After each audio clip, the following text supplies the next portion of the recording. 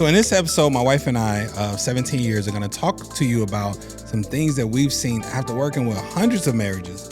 We've seen that it's these small little things that start to truly create a drift in your marriage and causes that separation. But listen, we're going to show you those things and how do you start to overcome those things. Listen, there's one thing that we truly want you to catch. We're going to talk about it in this episode. Let's get it.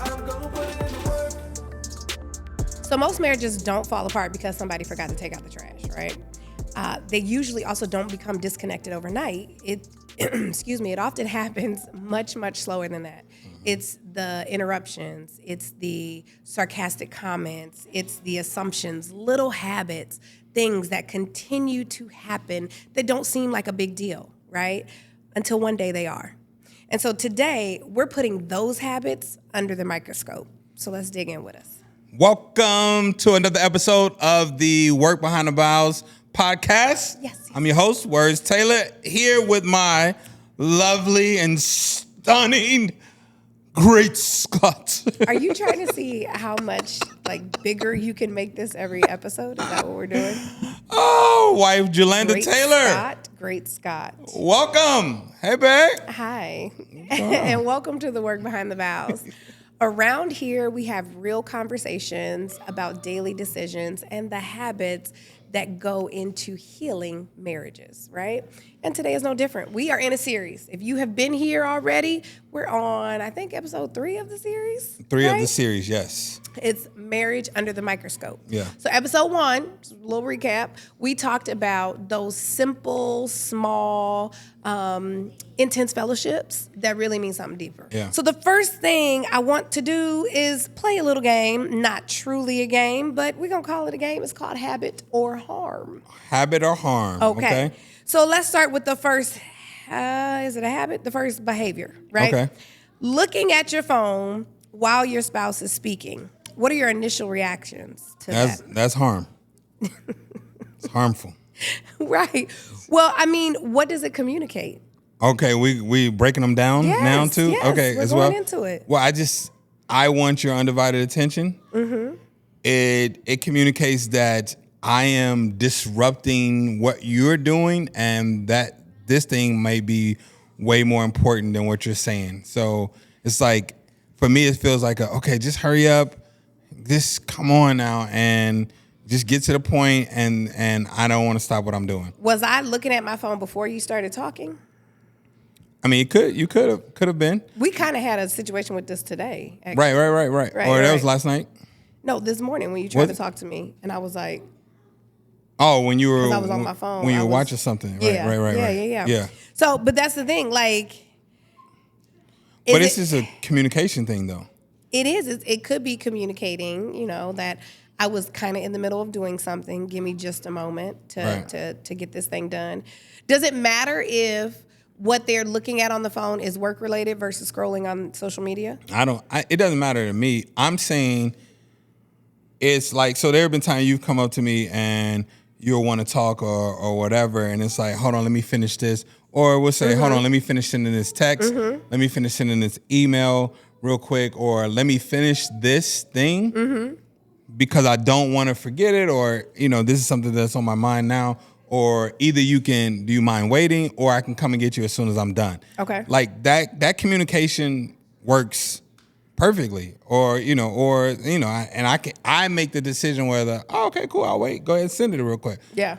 Or if there's a level of urgency, your response may be back, maybe like, well, I just need to tell you this because this is kind of urgent right now, or I need to make this decision now and I want your input. Cool. All right, cool. So, is there a difference between give me a second versus you pretending to listen? So you're doing it. There's a big difference. I think first of all, let me say, even though I wrote these questions, that pretending to listen is pretty heavy. It's not pretending to listen. I'm listening. Right. I'm not giving you my undivided attention. But we have to, but that's listening. Uh-huh. So that is pretending, for me, listening is active participation. Kind of like what we talked about the other episode when I'm hearing your stories and things like that. And you want active participation, not me being on the phone like, what? Yeah. Okay. Because this is the thing that truly has my attention. Whatever has my eye has my attention. That's what we have to.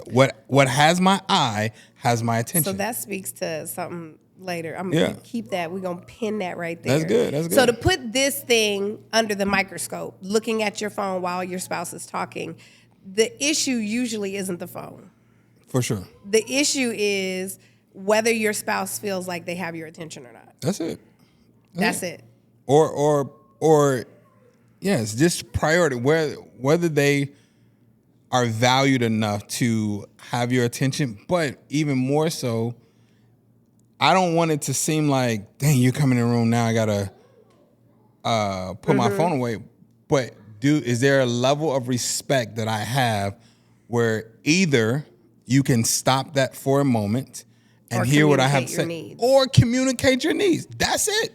Y'all see, we rely on communication heavy. Yeah. Okay, next one, interrupting. As an avid interrupter. Oh my goodness. This is my nature, okay? And this is not an excuse. I'm not making an excuse. I am communicating who I am and my habits. I believe, number one, your girl has some undiagnosed ADHD, okay? So there's a difficulty in holding what I have because I might forget it, right? I might forget what's in there. So when it pops up, I need to get it out. I need to get it out, especially if it's about something you're talking about in the moment, because I was like, oh, okay, just right there. Let me pin that. We're going to talk about that right there. Right. So 9 times out of 10, I am not interrupting you to communicate disrespect. Like 9 times out of 10, I am interrupting you because I have something I have to say. Like I need to get it out. Let me tell you what she did yesterday, though, in her interruption. I'm telling her. That's the thing, because this is another thing, and you heard me just interrupt him right now, didn't you? This is another thing, because I am with a person who will go on a monologue and will have an entire 3-scene movie in front of you. You done went through 3 different conversations, and I'm supposed to hold all of that in my head and not say anything until he gives me that space. And then I give space often. He gives us space, but it's just him catching his breath. I'm not done. I'm not done. Because I am a processor. Absolutely. So I talk slower. But here's the thing. I talk slower, and so there's a lot of people that are like, ooh, I can get in here. Yep. And I will just start back up and be like, no, I'm not done yet. But so yesterday, he was giving some good information, right? He says, hey, I'm presenting wifey with an idea. I'm going to do this. And I had ideas as soon as he said idea. No, listen, hold on. When he said the idea, hold on. No, I got to give, because you didn't know what was in my head. But hold on, let me say this. I'm talking and I'm doing the thing and I'm leading up. You know how like you do build up the stories? Everybody does the build up. You don't want to reveal the end just yet. I led this thing all around and I'm like, so here's what we're gonna do. And I said, pause. And she blurts out. I said, pause, because I'm gonna forget the thought that's in my head.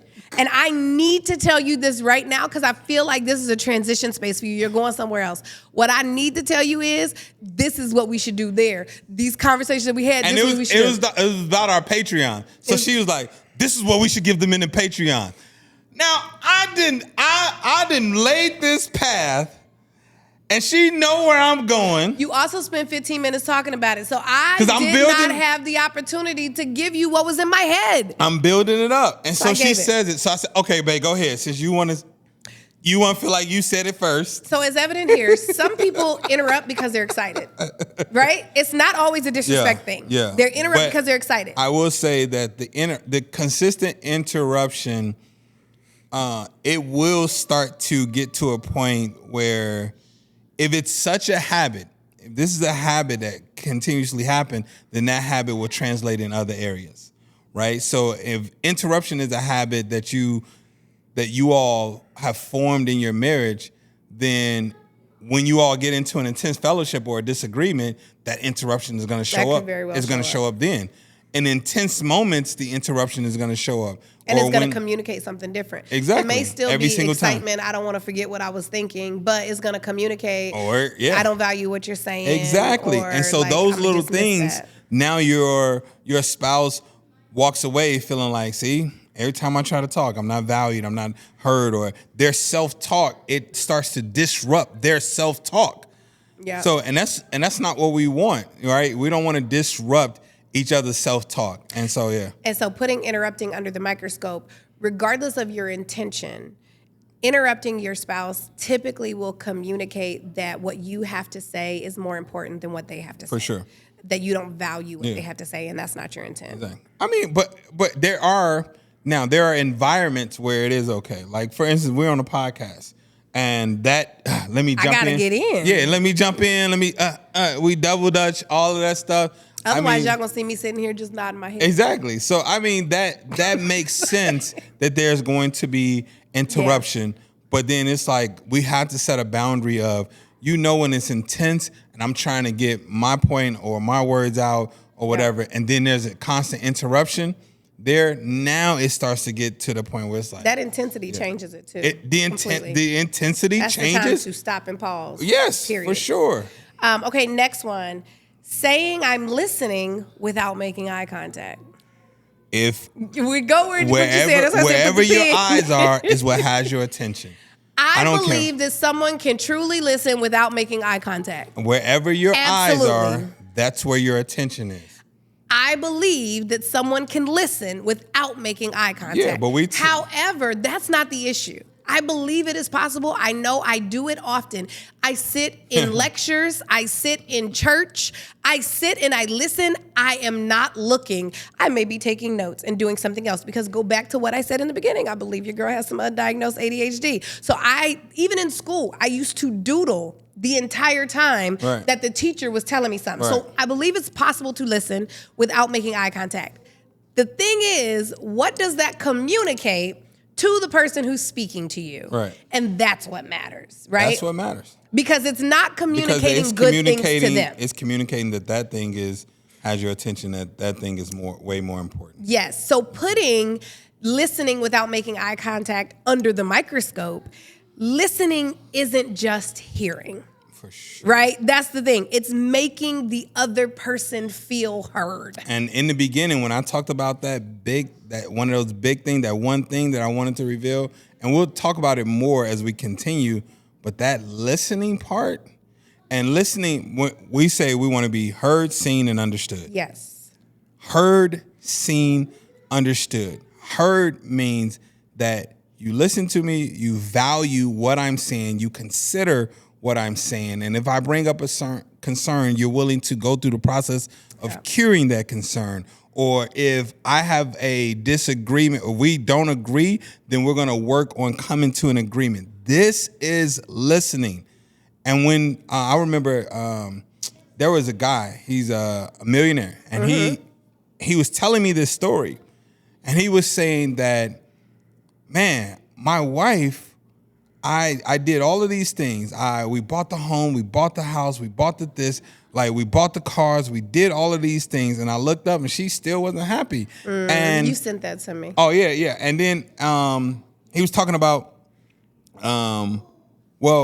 she said that, where is my voice in any of this? Mm-hmm. Where is it? Mm-hmm. That's, you wanted that car. You wanted this house. And you were trying to impress me by getting these things. This is you. It had everything to do with you. Exactly. Even in Will's book, Will, he talked about that situation with Jada and his birthday party that he thought he was doing his grand surprise and this big house and all of that stuff. And she was like, this is selfish. This is about you, right? This is not.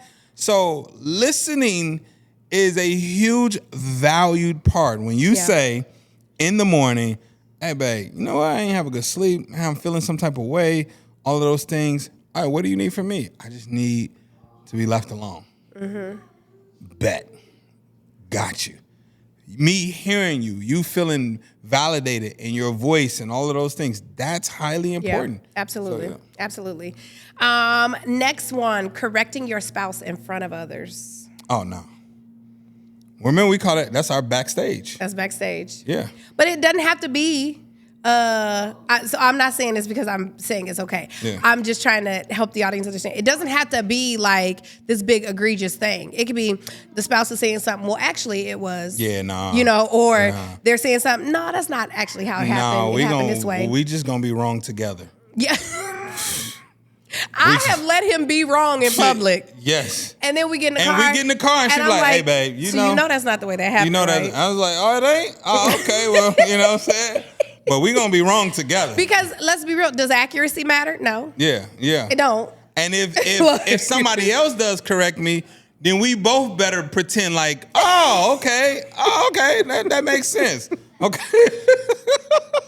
We both better fight them. We both better be like, you know what I'm saying? No, don't do that. But putting this under the microscope where you're calling out your spouse in front of other people is often the issue isn't being corrected. It's whether you felt protected or not. That's it. And so in that conversation, I want my spouse to feel protected. So I'm not going to let him know in front of everybody that he was wrong. We do that same thing with our kids. But this was, we're not going to, first of all, we're not going to correct our kids in front of other people. Yeah. Like I want our kids to not gonna outwardly correct my kids in front of other people. For sure. I might pull them aside, absolutely. No, we're gonna pull aside, but the correction is not gonna happen in front of everybody else, especially not in front of their friends or anything. Right. I want them to be seen as a leader and all of those things at all times. So one of the things that we saw, that we identified that was taking away that protection was being on opposite teams during games. I can't play a game with my husband, period. Because at that point, it's like... But if I do, we can't be on opposite teams. We can't be on opposite teams. So we got to be on the same team, so we're rooting for each other. We're not... It's going to cause a disconnection, and now it's me against you. And we don't want to put ourselves in those situations. We're two highly competitive people. For sure. So you got us playing games where we're opposite one another. Now you are the ops, okay? Right. And when we go back into the house, it's hard for me to get back on your team. She don't just, y'all. It's hard. I'm like, this is the craziest thing ever. Out. If we go out to a game night, this is why we stop being on opposite teams. If we go out to a game night and we're on opposite teams and I win, and all that, or she wins, or now if she wins, it's cool. But if she loses, she brings that home. You're not a good winner. You're still the ops. You're very boastful. Corinthians says you're not supposed to boast. I mean, love isn't boastful, and you're very boastful. So for his birthday last year, I surprised him by going to this trivia spot. Oh, I love that. And we went on separate teams because that's not fair, right? Where I set it up, so we went on separate teams. I'm gonna win. You better always be on my team. I was so mad. He won off of a technicality, and I was so mad. I'm like, yo, we've been ahead. I kill at trivia. It wasn't a technicality. What do you mean? I kill at trivia. We were ahead of him the entire game until the end, and he got like a triple, quadruple score. Yeah, that's trash. It's chance. Yeah. So she brought that into other things. So we just learned that that's not what we want to do. Creating that safe space. Yeah. And even shutting down. Listen, what you're not gonna do is especially in front of me, you're not gonna attack my wife. You're not going to we're gonna protect each other in that way. Like, if she has an opinion, we can have an opinion. You can have your opinion. But the moment where I feel like your opinion is now it's transformed to you are attacking, or you're trying to not allow her to have an opinion or something like that, now we have a problem. I don't know if y'all know, I'm very opinionated. You can't shut that down nowhere. Yeah. Okay, let's go to a commercial. I think this is a good spot. We'll come back and finish the rest of them. Okay, so first of all, I appreciate you all watching the episode. Thank you so much. But I don't just want you to watch it. I want you to also subscribe. I want you to make sure that you're subscribing to the podcast and that you're in tune with everything that we're doing. That's why my wife and I prepared a training just for you so you can get access to it. It's our marriage golden ticket. Well, we're going to show you how to start to reconnect. All right. And just restore your marriage the way you want to. So you can start reconciling. So you can start to have more intimacy, more healthy communication, all of the above, right? The marriage golden ticket. Only thing you got to do is go ahead and visit theworkbehindthevows.com or use the link below in the description. And we got you. You're going to get all things the Work Behind the Vows. All things me and wifey, you're going to get it there. Let's get this work, y'all. Go back to the episode. And we're back. So we are jumping right back in with these habits that may or may not be happening that are creating disconnect in your marriage. Assuming bad intentions. This was a big one for me. As I've mentioned in previous podcasts, I came in a bit of a pessimist. I like to call myself a realist. But because of that, in the scenarios, even with my spouse, when something would happen, thoughts like, you did that on purpose, or you knew exactly what you were doing when you did it, or you don't really care about me, you're selfish, you only care about yourself. Those thoughts would go through my mind when things would happen. In doing that, though, I intentionally or unintentionally was creating this disconnect and this division between me and my husband. That's another reason why we couldn't be teammates, right? Sure. That's another. That's also why we couldn't do games and competitions when we was on separate teams, right? Because I'm absolutely looking at the other team like that. I don't trust nothing you're bringing forth, right? And so it was like, I had to ask myself, how often am I assuming that he's trying to hurt me than to build me up or to love me? And so I intentionally had to adjust my perspective. Right. When things would happen, that initial thought would come to my mind. He doesn't really care. He only cares about himself. He's doing that on purpose. Mm-hmm. I would say out loud, or it could be whatever it is. Yeah. Like I could take it at face value. Yeah. And I could take his intentions at face value until he communicates something different or something different is communicated by his actions. Yeah. What the biggest thing is, we leave it to, we infer something and we make that true. The truth, yeah. We make that factual. We make that the absolute. It's like, I think you meant this, so therefore That's what it that. was. And then if you create that and you go down that path, then you're going to start treating your spouse as though they already did something. With that resentment. Right. Like the example of like in the other episode where we're like, this man, I'm doing all this stuff and he used this time to start working. Mm-hmm. The assumption that you're working, that you don't care. That he only cares about his work. Exactly. So now it's like, oh, wait, he was actually doing something for us. For this thing that, you know what I'm saying? So it's like, this is why it's so important to just it's okay to ask the question like, hey, what did you mean by that? Or what was your intentions behind this? And that's, even in reconciliation, I always like to identify, even though me doing this made you feel this way. Now, again, I can't control that. But I can identify, well, I'm sorry my actions made you feel this way. Mm-hmm. Let me tell you my intentions behind it. So you don't have this feeling anymore. That's why most people, men, maybe I ain't explaining myself. It's like, nah. Why not? I want you to, so now you start to recognize how I think that my intentions for you are good. You are my wife. Mm-hmm. Like you are the woman that I have said I'm going to protect and I'm willing to lay down my life for. Mm-hmm. I'm going to tell you right now, my intentions for you are always good. So we don't have to keep having this conversation. And the more that we reconcile and you can see, and the more I show my behavior and I stay true to the behavior, then you will start to be able to trust that my intentions are this. And you don't have to infer anything. Right. So assuming bad intentions under the microscope, what you learn is that in most healthy marriages, both partners tend to give each other the benefit of the doubt. Right. And that's what you want to do. Yes. That's what I verbally would tell myself out loud. Yes. Okay. Oh, she just forgot. Okay, it's cool. It's cool. He didn't do that on purpose. Yeah. Hey, babe. And I may say, hey, babe, you forgot to, oh, yeah, okay, cool. Yeah. So I'm not going to assume you did that on purpose. You have to try to get back in. Hurt me. Yeah.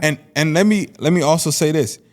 This is how I think. I don't know how other men think.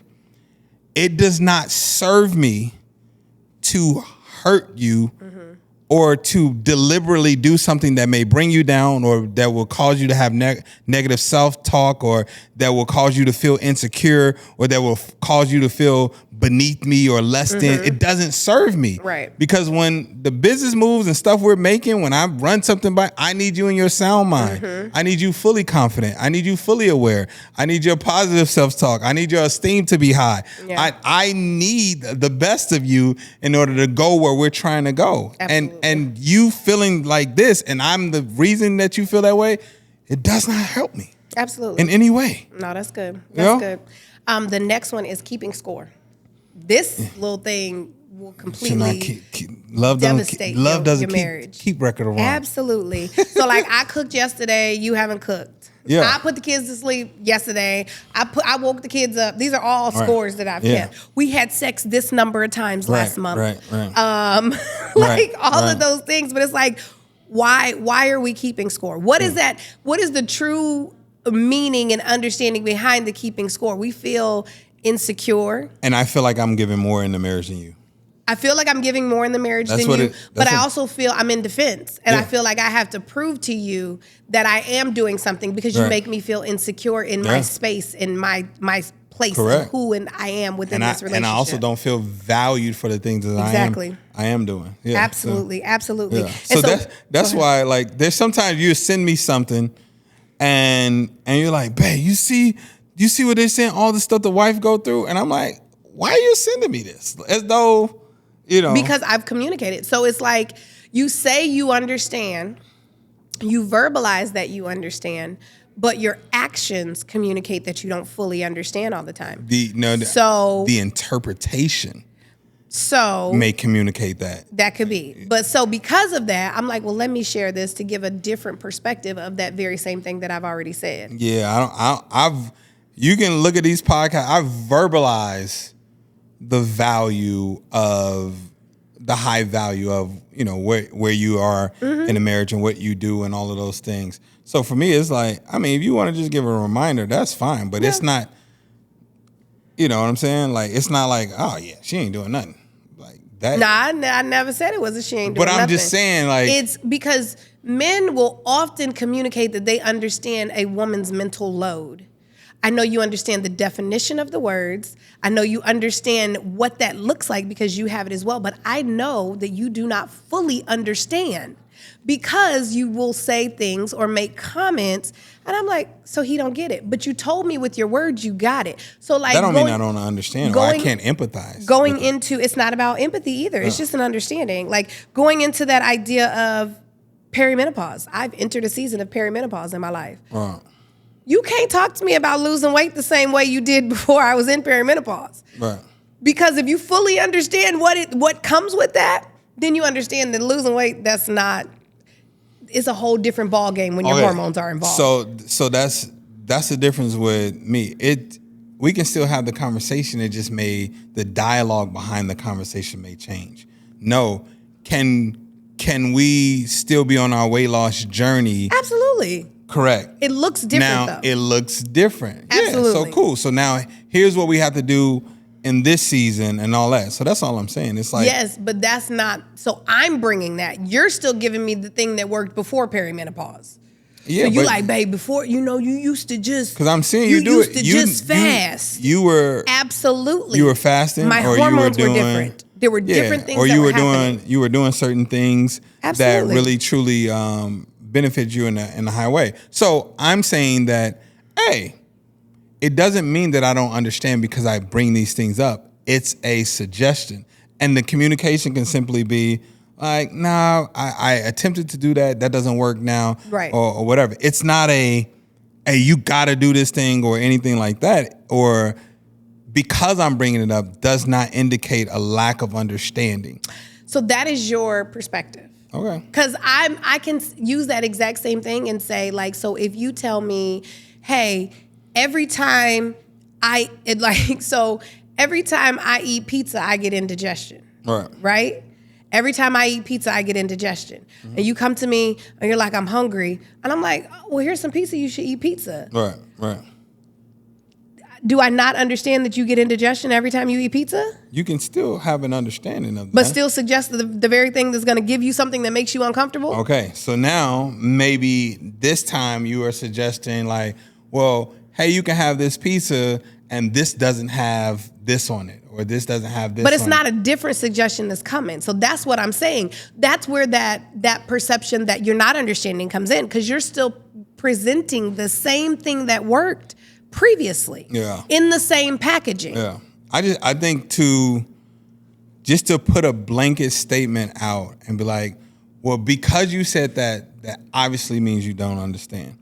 I would say that is an over exaggeration, where it's like, I can still have a conversation and still have an understanding or empathy in a situation. Empathy is a way of understanding the thing. So So the one thing, keeping score under the microscope, the 9 times out of 10, the person keeping score often is just revealing that they have unmet needs, right? Sure. It's not revealing that they're selfish. For sure. There are unmet needs that are happening. For sure. Okay. I don't think that it's necessarily a selfish act, right? It's not. It's literally, it's communicating what exactly what you're saying. But it's a passive way of communicating. Right. It's a passive way of communicating that I don't feel heard, I don't feel valued, or I feel like I'm bringing more to the relationship than you are, or that I feel like I'm being taken advantage of. Right. Like, it's a passive way of communicating. And those are all the reasons why it creates division. For sure. And disconnection. Yeah. And so the next one, never saying thank you. Right? Never saying thank you. Eventually, everything becomes expected. Yeah, for sure.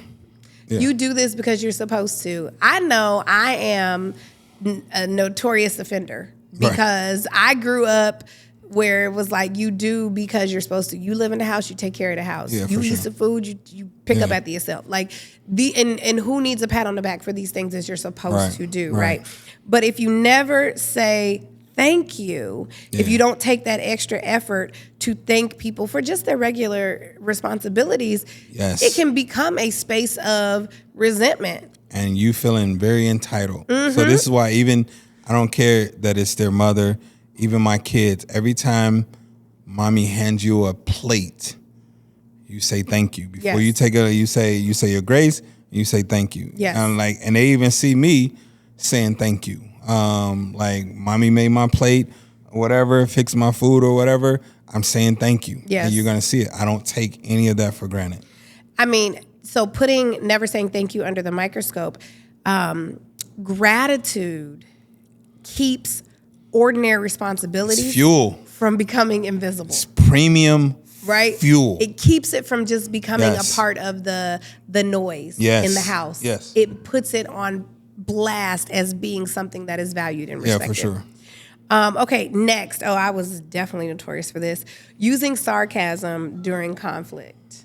Oh, so now you want a parent. Or, sure, because you're always right. Whatever you say. Yep, okay. Those things. And honestly, early on in our relationship and in our marriage, because you did it as well, and it became a regular part of like our communication, almost like joking, like, "Yo, okay," like, you know what I'm saying? Oh yeah, like, I can see me doing the. Yes. Right. Okay. Yeah. Yeah. I don't have the slick comments though, but I will do the. Yeah. Okay. Yeah. Okay. It's like, all right. Right. Yeah. But when does sarcasm become contempt? It's from the beginning. It's not from the beginning. I think when it becomes, when the thing that the sarcastic remark came in response to is a serious thing for you. Like when it's something that matters to you, then it becomes contempt. If it's something that don't matter, you like, yeah, okay, and you just keep it moving. I can see that. You see what I'm saying? But it matters to you, and you giving me a okay? Yeah, okay. Like, are you kidding me right now? Or you say a sly remark and I'm feeling away, or I just got hurt or something like that, then that does, it impacts more. So absolutely. I can agree. And so putting that under the microscope, right? That sarcasm, putting it under the microscope, that's not funny. For sure. Like, when we have legit, like, for real funny comments and interaction, it creates peace. It creates relief. No, I'm with you. Like, it reduces the tension, right? I'm with you. That sarcasm, In the wrong moment, it could be, that's criticism in disguise. Yeah, it's a deadly sin. You are saying something without really saying something. Yeah. We need to do the deadly sins of marriage. That's what we need to do. Yes. Okay, because that would be one of them for sure. Absolutely. Okay, put it on your list. You about to put it on your list? Well, you do that. Right. See what I'm saying? He gonna put stuff on my list often. Okay. Walking away. I put all of my stuff on this list. I was about to say, man, God had you speaking to you. You see what I'm saying? God had you speaking to you. You just said it, man. You just said it. I'm just validating it. Yeah, okay. I'm just confirming. Yeah, okay. Walking away without resolving tension. So let me say this.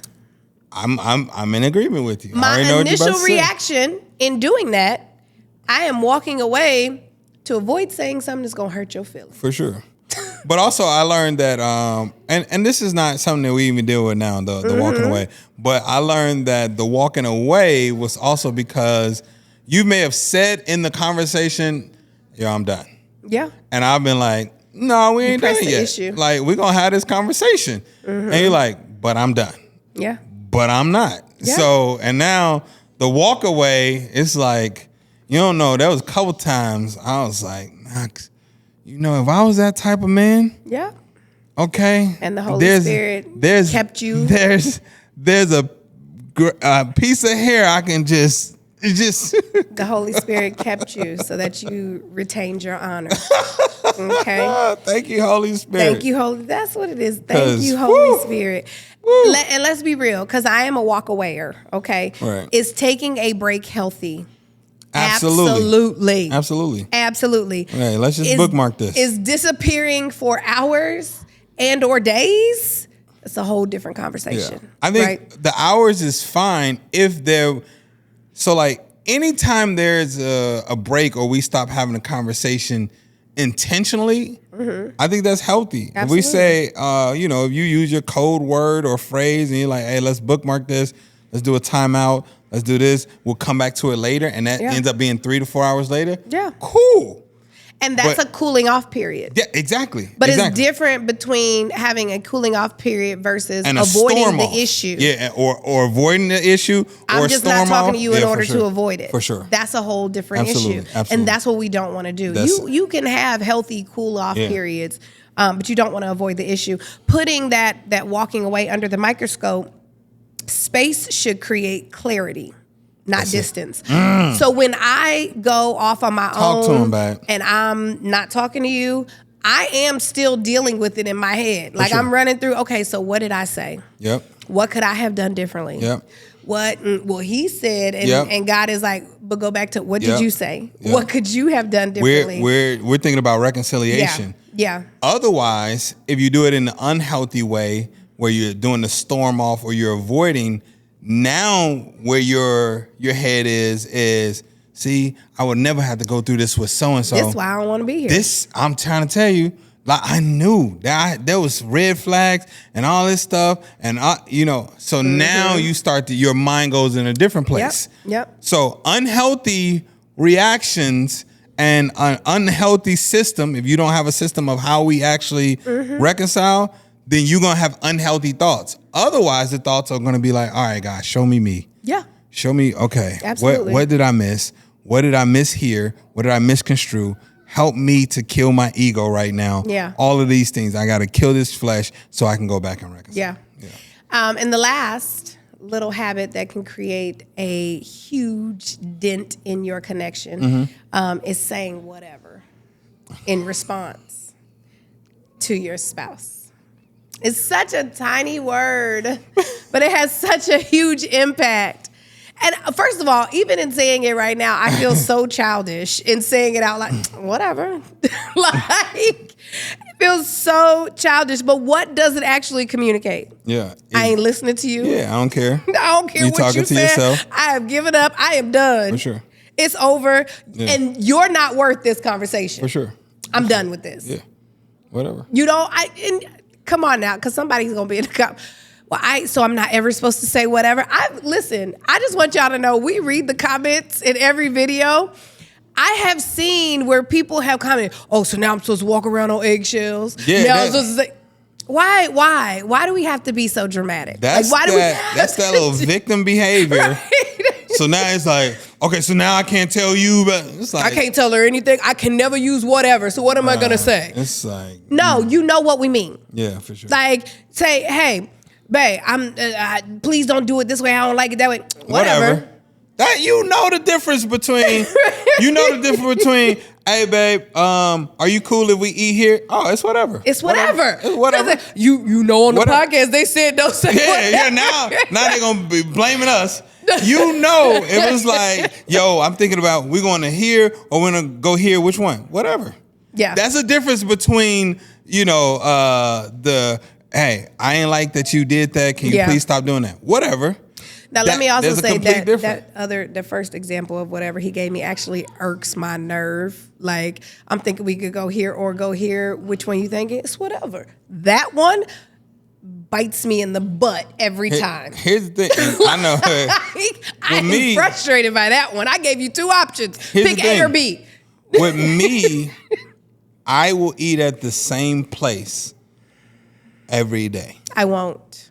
I don't like the same. But I can adjust to where you go. Go make your decision. Let's not, because as soon as I say, well, cool, let's go here. I just had burgers yesterday. That's the part of the conversation I want to have. Okay?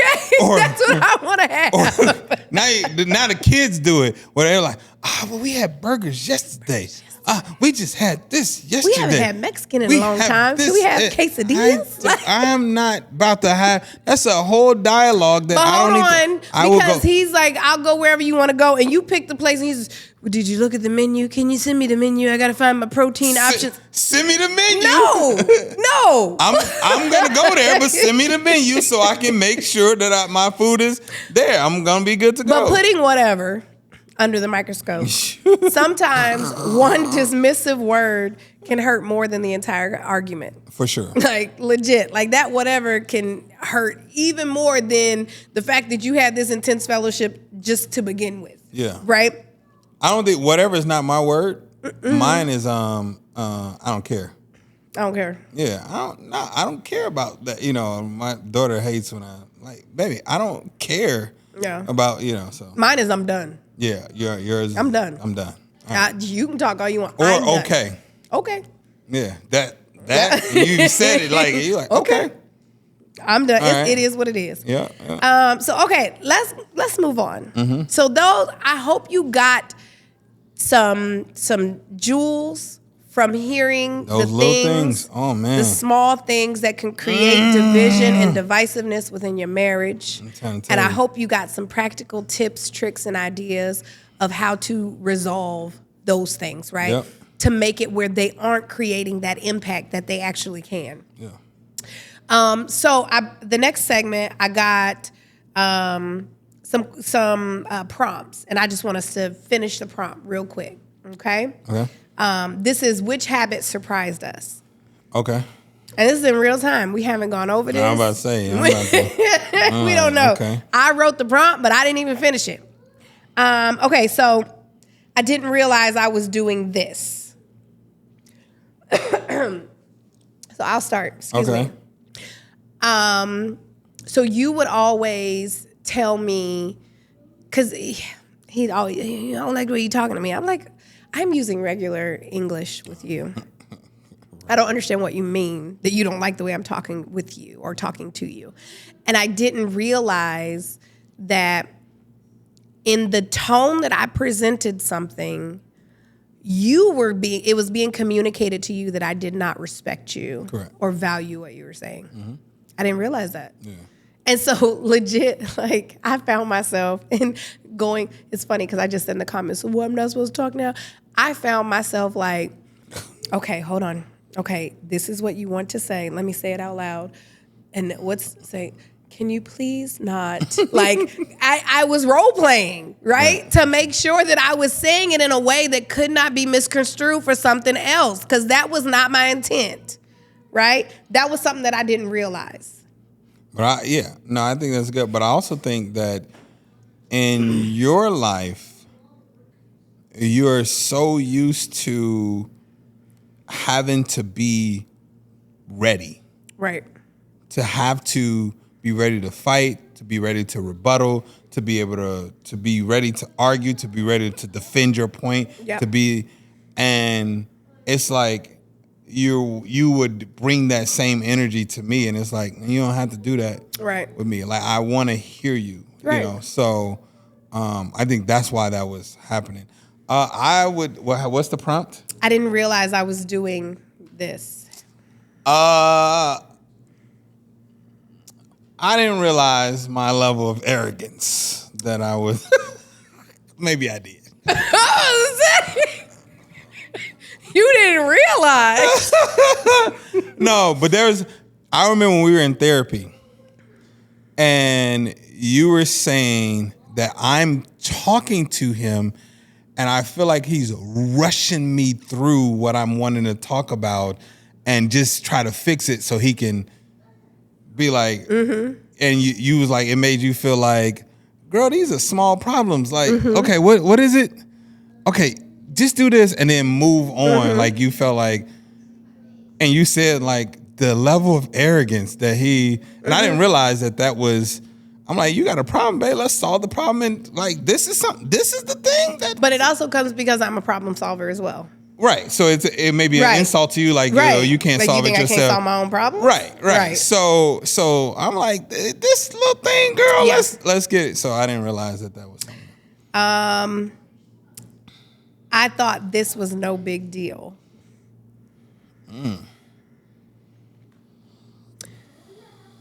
That's a. I thought this was no big deal. I thought this was no big deal.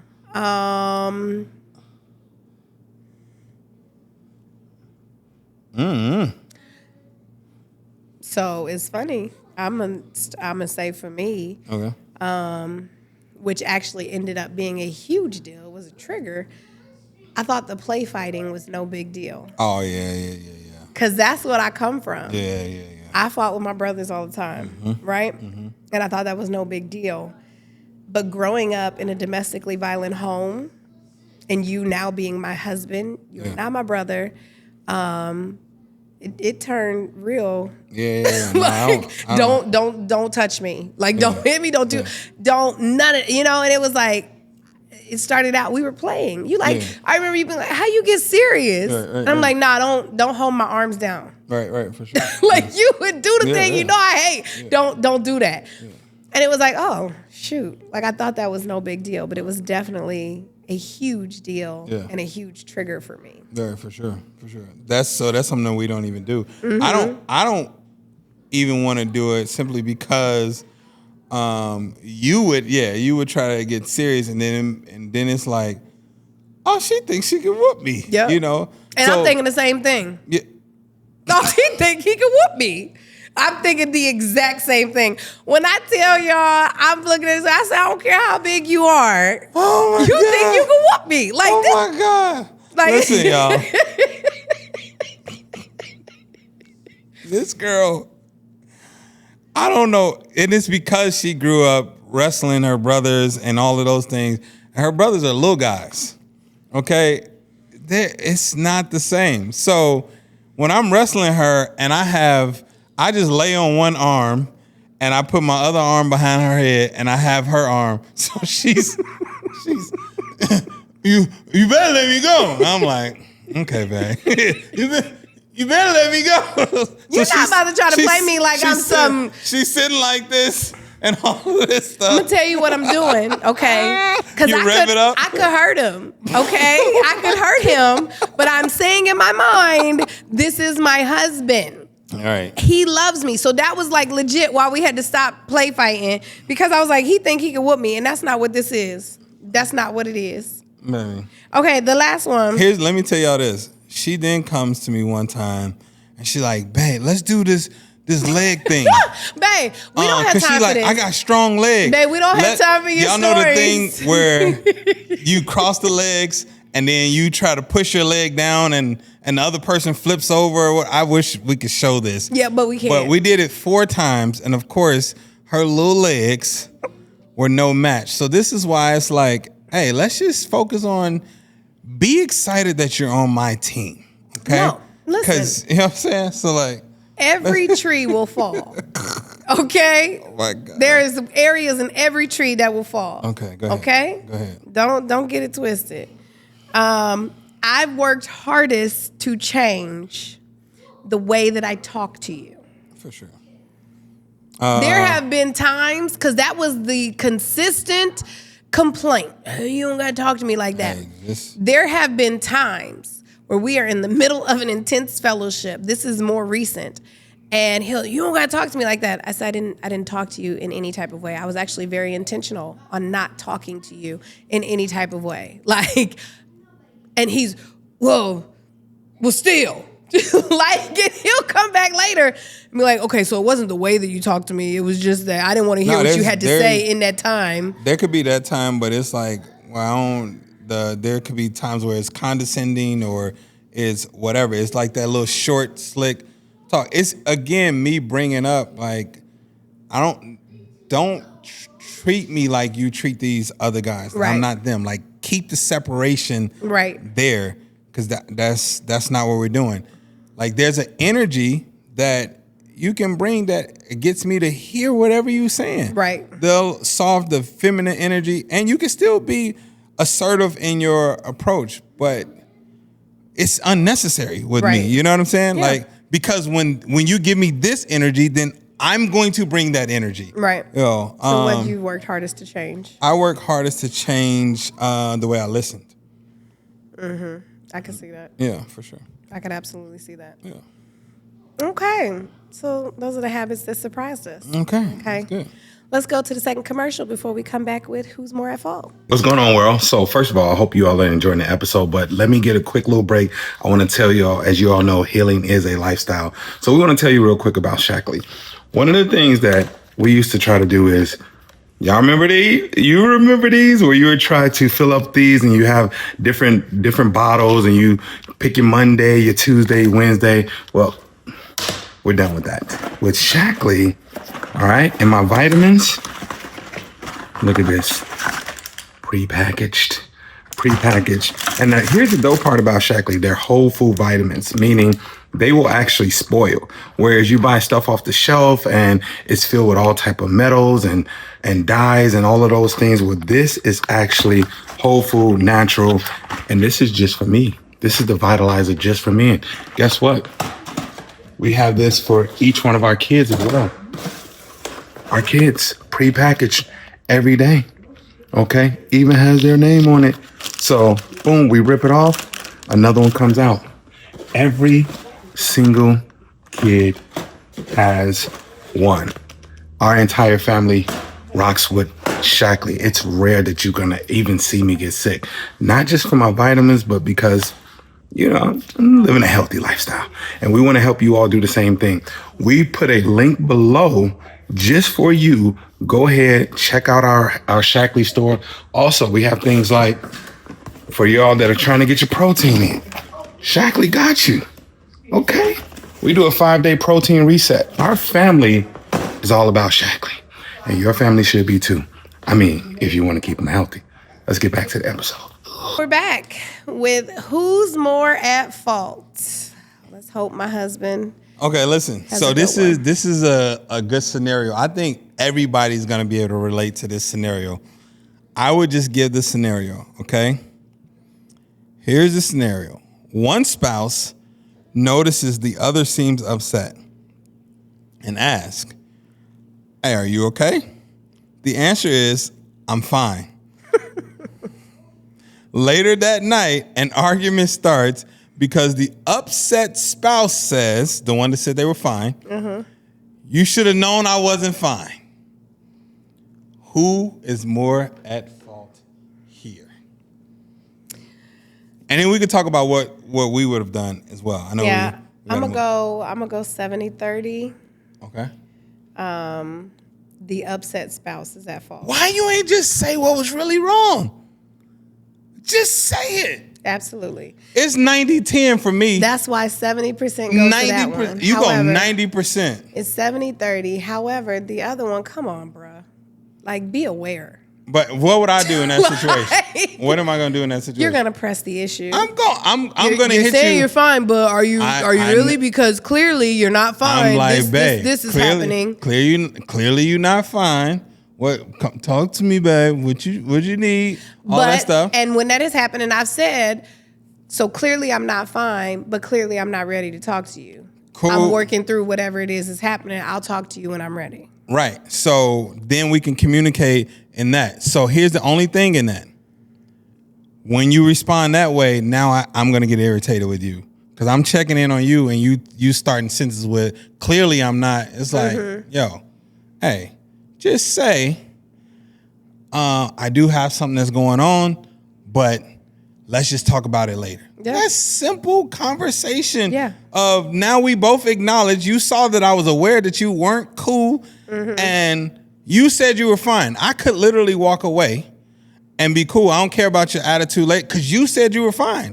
That's not on me anyway. You communicated, I'm fine. So what we also have to identify is that why are you communicating I'm fine? Do you think that this is not a safe place for you to be able to get into it, or is this not a good time? Whatever the case is, but we just have to have the conversation. Don't come to me later telling me, well, you should have known. I did know. That's why I asked the question of... No, you knew something was wrong. You didn't know what was wrong. I didn't know what. That is on you. What it was. Once I open the door... You live in this house. You see the dishes need to be done. You should know what it was. You have to communicate. We all live here. You have to communicate. You looking at the dishes. I'm not looking at them. Like, so there's things that we have to recognize that we both have things that are going on in our lives. We both have things that are constantly that are replaying in our mind. We both have burdens and things that we have to deal with in the situation. So if you have something that you want me to hear and know, you gotta say it. I'm not gonna be able to read your mind. Now, what I can do, I can tell your energy is off. I can say your behavior is off, and I can go in and say, hey, are you good?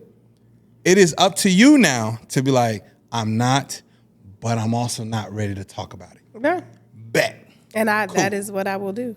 So no, I'm saying, yeah, you would do. Absolutely. You do that. So that's why it's 90-10.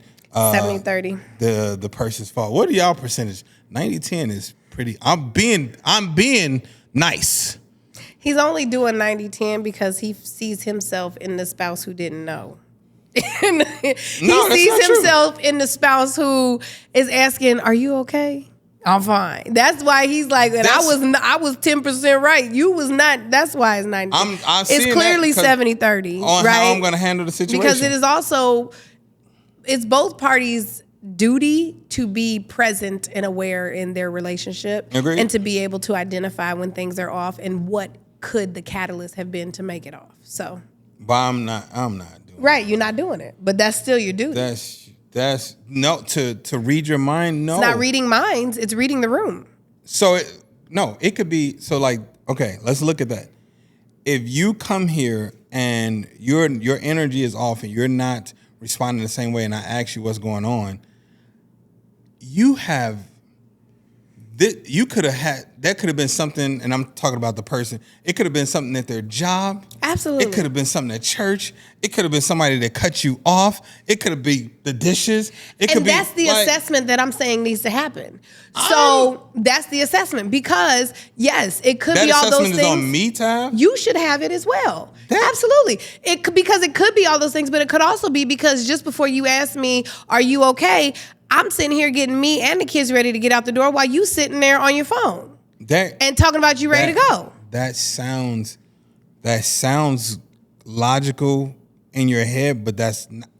Tell us in the comments. There being 15 different things that could have happened, what I am not responsible for doing is trying to go through 15 things of why you feel frustrated. It's not about you. No. So you're going through 15 different things to figure out, okay, did I do something? Is there something wrong? Like, did I mishandle a situation prior to coming to her? Like, let me see. And so if I analyze that and it's the quickest way, that's a circle. That's the quickest way. No, that's a circle. The quickest way through a circle is a straight line. Mm-hmm. That straight line is me saying, are you good? Is there something wrong? Not me saying, oh, it could be this, it could be this, it could be this, it could be this. And I still don't have facts. When we just talked about that. We just said, don't infer. Because now what if I pick this and I infer that it's that? I'm not picking anything. I am analyzing the situation to determine, did I do something prior to her or him acting this way? Did I do something to invoke this? When I come to them though, and I'm like, hey, are you okay? I'm fine. Okay, so are you sure? Like, does this have anything to do with XYZ? That's a part of the conversation. That's when you put all of that, all the onus on the person who has the issue, that too could be another issue. No, it's not putting anything on them. It's what I'm putting on you is you have the responsibility to communicate what is wrong. I agree. That's it. I agree, but you also have a responsibility to self-reflect. I can self-reflect. But I don't even know that it's me. You don't. That's why you're reflecting. That's what I'm saying. That's why you're trying to figure it out. I would love to hear from comments. Yes, let's put it in the comments. Let us hear nonsense. it. So, final takeaway today. Your habits today become your relationship. So instead of trying to figure out and asking yourself when something goes wrong, what's wrong with our marriage? Look and do a habits analysis. Right? Start figuring out what practices are we doing or aren't we doing that are impacting our day-to-day, our marriage. And take out those things that are hurting, pour in those things that are building, right? Did you have a final thought before I do the call to action? No, it's good. Okay, so that's going to be the call to action today, actually, because I had some prompts that I wanted to give y'all, but I'll save those for another day. So we'll see you later. I get it.